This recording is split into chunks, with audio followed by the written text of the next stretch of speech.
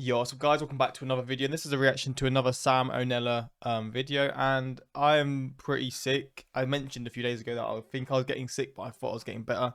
So if I'm coughing or clearing my throat or sniffling in this video, I apologize because I still haven't adjusted the settings to this mic, so I feel like it might pick it up a bit more than my old mic. But yeah, we're going to get into this reaction, hopefully going to enjoy, and we're back with another banger from this guy. Hopefully it's a good video. I mean, I assume it is because all his videos that I've seen so far have been quality. So yeah, links are in the description to my Patreon if you want to see some more videos of mine. But let's just jump into this and see what this is about. Mass hysteria, is that sort of like when there's like a massive group of people that get worried about a certain thing? I don't know what sort of things it would be, but certain things that aren't necessarily true maybe. I don't know, but yeah, we're gonna see.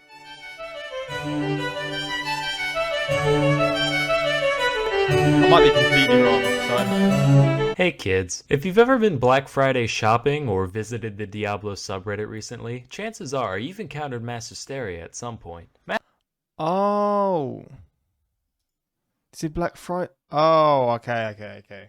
Now I know what it means. Recently, chances are you've encountered mass hysteria at some point. Mass hysteria is known medically as mass psychogenic illness, or MPI for short. It's basically just when a bunch of people start acting a fool for no discernible reason other than maybe a stressful environment. Being that this sort of thing is naturally very noticeable, there's loads of documented cases found all throughout history. Let's take a look at a few. This first one is what made me make this video in the first place. So one day sometime in the Middle Ages, a group of nuns in a French convent were enjoying a quiet, uneventful day until one of them decided to start meowing.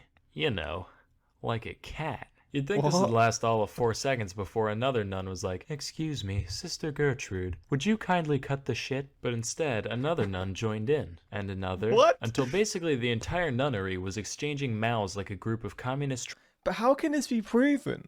How can this specific moment be proven that's actually happened? Trading card enthusiasts. This wasn't just a one-time thing either, it basically became integrated into their way of life. It's said that on a given day, they would stand there meowing in each other's faces for hours at a time. Could you imagine being the first outsider to witness this? You might laugh now, but as they say, everybody gangsta till the nuns start meowing.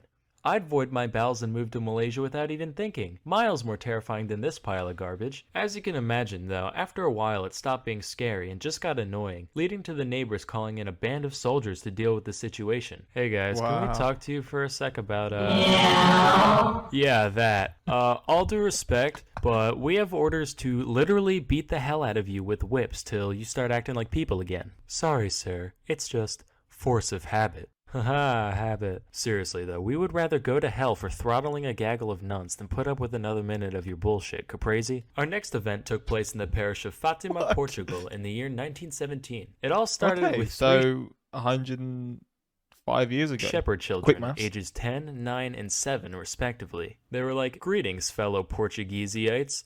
We've been seeing visions of the Virgin Mary, and she told us to tell you that some real crazy shit's gonna go down in the sky on October 13th. Now, if 3 random farm children started spouting out prophecies to the public today, you'd say, "Ha, what tomfoolery. Go play." Literally, but I guess in these days, you don't really know anything, do you? Like, you just sort of have to take everything as it is, kind of, maybe.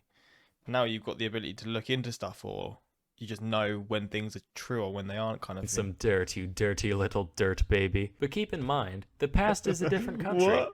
And Portugal's a different country. So that's like different country squared you gotta think about. Plus this was during World War I, a time where a lot of people were holding out for a miracle to begin with. So the kid's story was actually picked up and even spread by local newspapers, to the point where, when the day finally came, at least 30,000 people gathered in Fatima to witness the alleged miracle. Lo and behold, on that day, the sun began zooming around, careening towards Earth and sending rays of multicolored light cascading across the sky, creating a light show like nobody's ever seen. Keep in mind, this happened in the 20th century, way after the era where belief in divine jiggery and or pokery was considered mandatory, so naturally there were plenty of skeptics and non-believers present, and even they saw it all happen.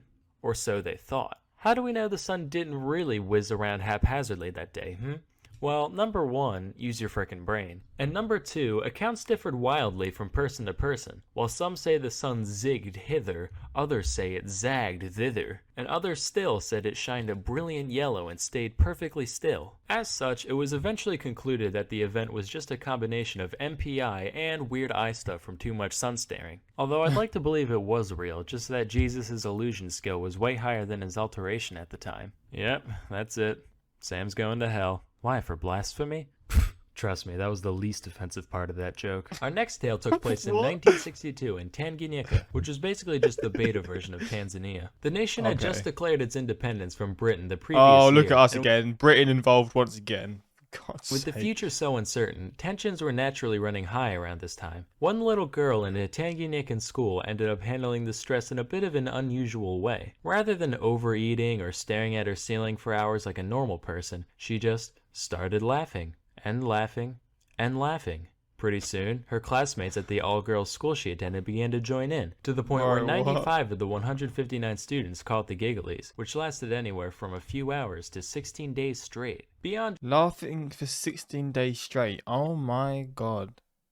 What? just the unprovoked cackling, other odd behavior included aimless running and occasional violence. The problem got so severe that the school was forced to close down temporarily, leading to the chortlers roaming the streets, spreading the affliction further. Thousands of people from all strata came to be affected, with 13 additional schools being shut down in the progress. Over the course of the hysteria, several other symptoms began to present themselves as well, ranging from obvious ones such as breathing problems, fainting, random screaming, to more anomalous things like rashes. Despite all this, no physical cause could be found, leaving MPI as the only explanation. The epidemic finally died down after between 6 and 18 months of day in, day out laughter, depending on the village. While this whole thing likely sucked for most people involved, it probably could have been worse. A lot of the time when I'm alone, I'll think to myself, man, if I ever go full schizo, I hope I'm one of the laughy ones, not one of the screamy ones.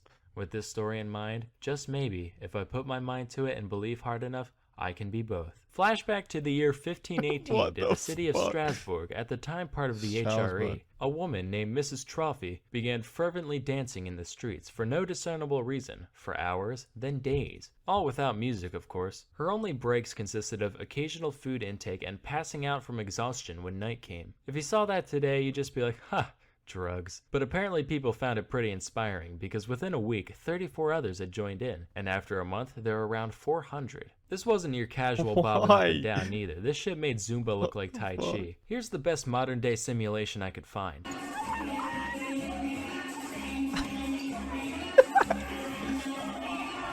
Now imagine that both of those people were the same person, and you got the dancing plague. This would take a toll on any healthy person, let alone a medieval city dweller. But despite bleeding feet and aching bones, they just kept going. That is crazy, bro. What the hell? In fact, they went so hard for so long that a good portion straight up fucking died from cardiac arrest. It got to the point where around 15 dancers were kicking the bucket every day before the city decided they had to do something about it. They managed— Wait, what?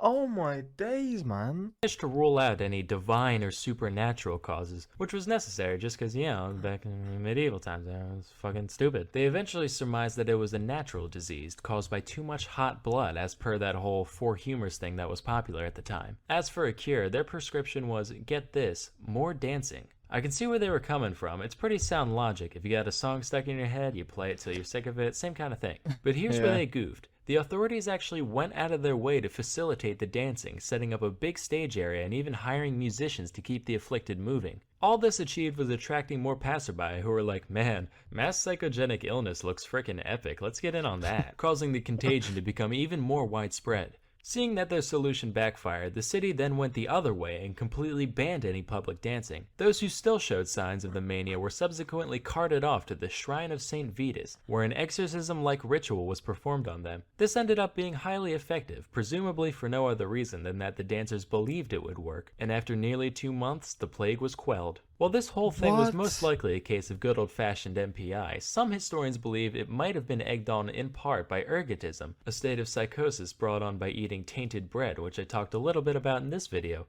Ding. And hey, while I'm shilling from my channel, I might as well give a shout out to another as well. Today's video was sponsored by He's getting his money, and I've actually watched this channel as well, to be fair. I've watched a few videos, but yeah, this is a banger video again, man. they're so elite and they're so interesting. Like, this is such a wild video. Yeah, but I hope you did enjoy this reaction. If you want more, let me know in the comments what other videos of his you want me to do or want me to react to. Because like I said, I'm down to watch whatever. And yeah, until next time, like, subscribe, and peace.